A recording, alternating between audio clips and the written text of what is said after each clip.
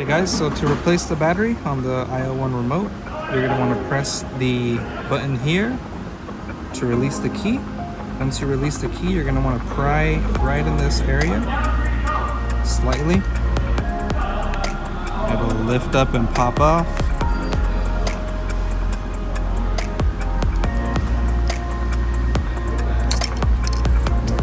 Once you got that removed, you can pry this little piece off.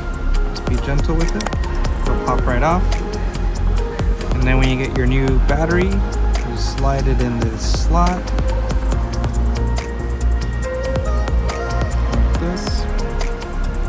And then you push down. Just like that.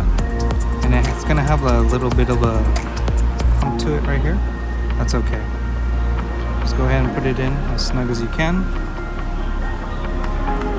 And then go ahead and this tab here slides into the slot. And just clip it. And you're all set.